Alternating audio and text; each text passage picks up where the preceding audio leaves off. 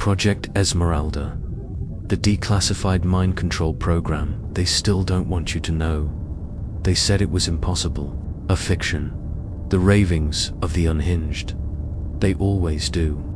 But deep within the shadow archives of the CIA's declassified files, tucked away amidst thousands of mundane documents and routine budget reports, there exists a particular anomaly. A file stamped top secret eyes only, quietly released in 1997 under a narrow Freedom of Information Act request. Its innocuous name, Project Esmeralda, a 432-page labyrinth of dry language, obscure terminology, and bureaucratic evasion. But within its cold, clinical prose, something breathed, something monstrous. A chilling intent far more insidious than simple surveillance or foreign policy. This wasn't about controlling nations. It was about controlling belief. Controlling you. The initial pages of the Esmeralda file appear deceptively normal. Standard. References to early psychological warfare research.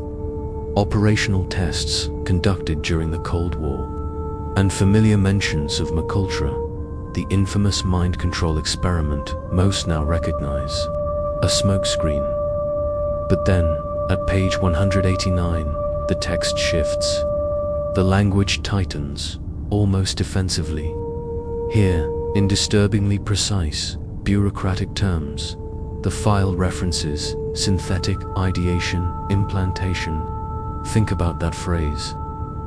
In its most brutal, terrifying simplicity, they were attempting to implant entire belief systems directly into a human subject's mind, without their awareness, without their consent.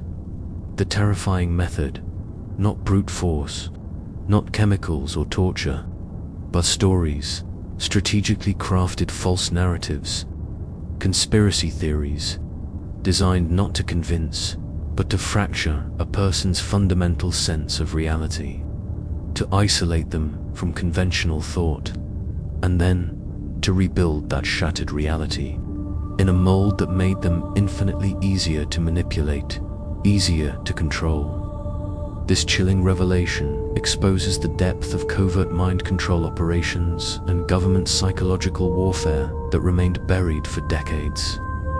It's a terrifying look into forbidden government secrets and hidden psychology. The experiments, designated Phase Alpha, began with a group of 12 unsuspecting individuals. Each was handpicked for their unique vulnerabilities to fringe beliefs, a chilling testament to the depth of the psychological profiling undertaken by the project. Their profiles paint a haunting picture, an innate need for control in a world they perceived as chaotic and uncertain. Histories riddled with unresolved trauma or deep disillusionment with authority figures, a hyper-alert pattern recognition tendency, a mind primed to find meaning even where none existed. They were systematically fed false information, insidious whispers disguised as revelations. A fabricated alien landing in Roswell, 1958. The staged death of a president orchestrated by shadowy cabals. Government agents hiding ancient time travel experiments deep beneath the Nevada desert. Within weeks, half of the subjects became not just believers, but fervent devotees to these manufactured realities. They transformed. By month 3, several had brutally rejected all their previous foundational beliefs, their religion, their scientific understanding, even the bonds of family, in favor of what they chillingly termed the hidden pattern. They weren't being coerced by force. They were volunteering their own sanity, surrendering it. This segment uncovers the horrifying details of Esmeralda's experiments and the disturbing reality of weaponized narratives. This is where the Project Esmeralda files delve into the truly terrifying mechanics of the human mind. The documents reveal that truth wasn't a prerequisite for control. What mattered was emotional resonance. The horrifying theory: if you present someone with a lie that explains their deep-seated fears better than the actual truth ever could, they will not only devoutly believe it, they will fiercely defend it. They will zealously evangelize it, even as their own world crumbles. The architects of Esmeralda termed this cognitive affinity reversal. It's the dark mirror of human skepticism, twisting natural disbelief into a terrifying, insatiable attraction. The more outlandish, the more insane the idea sounded, the more profoundly it rooted itself. It became a mark of their awakening. This demonstrates the frightening power of psychological manipulation and how it can lead to extreme beliefs. The subjects became trapped in what the project called the echo loop. They began seeing connections everywhere. Sinister symbols in newspaper headlines, hidden codes buried within music, terrifying patterns in traffic lights, mundane conversations. They weren't merely paranoid.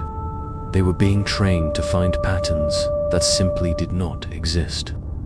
Their own brains were turned against them. Psychologists observing the study coined a chilling new term for this induced state: induced apophenia syndrome. And then, the ultimate horror.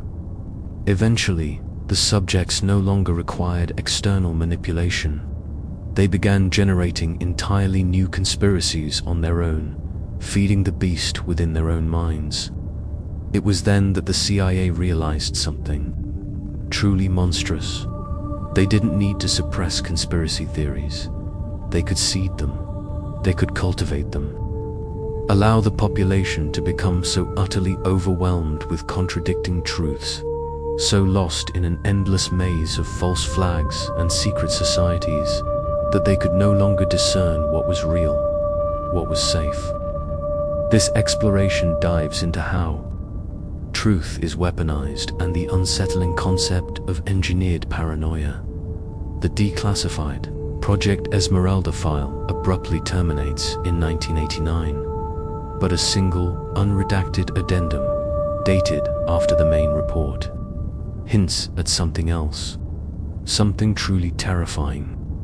It references a Phase 2 delivery system. This was before the public internet, before mass forums, before the explosion of social media as we know it.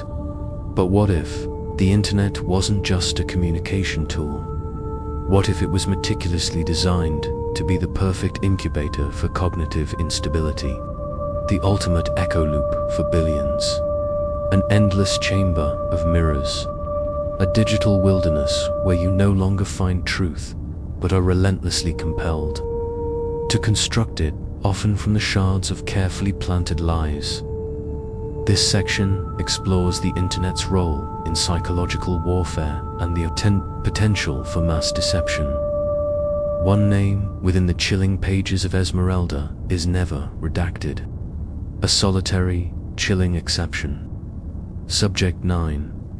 Thomas R. Glazer, a decorated war veteran, a deeply religious man, a patriot who fervently believed the government had once saved him from a dark period of despair. In 1994, just 5 years after the Esmeralda file supposedly ended, Glazer started a small, obscure newsletter. By 1998, its circulation had exploded nationwide, fueled by grassroots passion. Its core message: that the world was not real, that it was a simulation intricately run by an elite cabal of neural architects, and that every major war, every global crisis was merely a ritualized data reset. He wasn't dismissed, he wasn't censored, he was followed.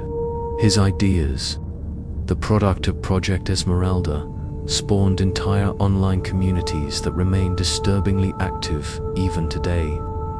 In 2007, Thomas Glazer vanished without a trace, declared missing deep within the vast, indifferent wilderness of Yellowstone National Park. Only his boots were ever found, and a single, charred USB drive seemingly burned into the forest floor. Its contents, a handwritten, rambling manifesto titled, "They Taught Me to Believe the Lie."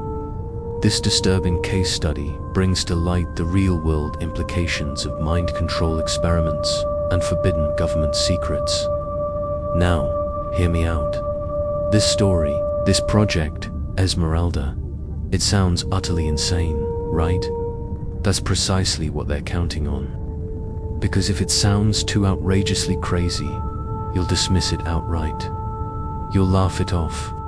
But if it sounds too disturbingly believable, you might just fall headlong into its manufactured rabbit hole. But if it sits somewhere in between, a viral thought, an unnerving echo, then it becomes an infection, a subtle, creeping dread you can't quite shake. So ask yourself, truly ask, what do you believe? And more importantly, who taught you to believe it? This is your chance to uncover the truth and understand the psychology behind conspiracy obsession. Don't let them control your mind.